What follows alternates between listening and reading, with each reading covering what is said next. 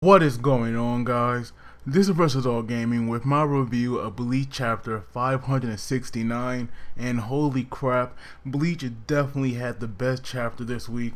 This chapter right here was nothing but awesome. I definitely liked it a lot. So the chapter, it starts off with Byakuya.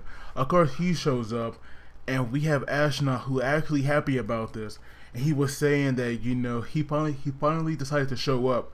And we actually learned that when Ashna first took its Bankai, he had used it to basically take out Byakuya's entire stomach, and that right there was like definitely disgusting. But it's pretty awesome to see Byakuya come back from that, because that right there is amazing. And Ashna was kind of making fun of him, saying that he actually does look a lot smaller, and he said a new diet perhaps. I'm like, this guy is a complete dick. But now we have Rukia, who's kind of freaking out here, because now that Byakuya is looking at him, we see that the fear is on the activate. But not only does it not work, we have Byakuya, to destroying it so easily. And I'm not gonna lie, like seeing the way Byakuya took it out, that was definitely pretty freaking epic. And so now we have Ashna here, who was actually complimenting Byakuya and his Bankai, saying that how much he wished that it was his own. And so we actually learned that this right here, it was not Byakuya's Bankai, because we all know that when he uses it, it requires, all of his Zanpakuto, the entire sword, the blade, and of course the hilt itself. So this right here was like only his Shikai. His Shikai was that awesome now, that right there was just amazing. Like basically his Shikai became his Bankai. So I definitely can't wait to see, how much upgraded his Bankai is now, because it's just so freaking awesome. And we see that the way that, he kind of upgraded it, he kind of went back to basics while like reconnecting with his Shikai, and that right there kind of made it a lot more powerful. So that was awesome.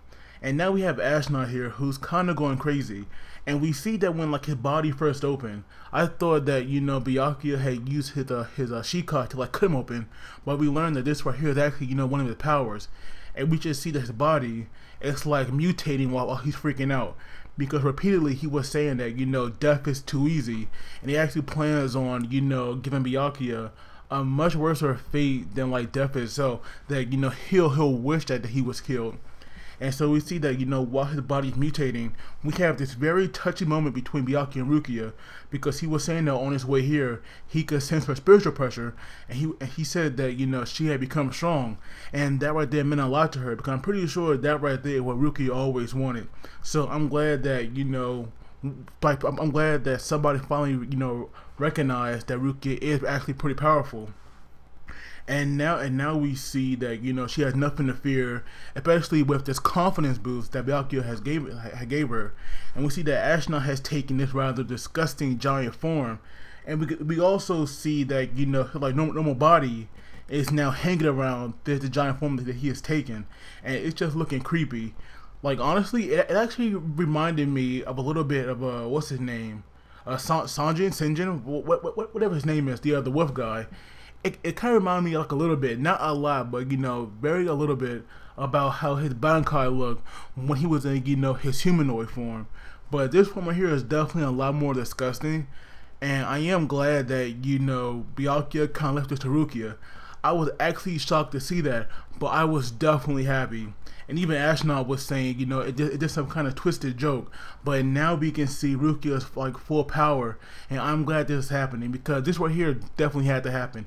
It's about time that like Rukia got her time, and I'm glad it's happening. And we see her Bankai, and it's called Hakka no Togame. I think that's it, but it means white mist sentence. And we see that when it activates, we just have this like this pillar shooting up into the air and like sprays out at one point, and we just see that the area is like turning white. And I cannot wait to see what her Bankai does, because I'm pretty sure it's gonna be something epic. I just know it. Like after all this time, Rukia is finally getting her moment to shine, and it definitely could not come in a better point.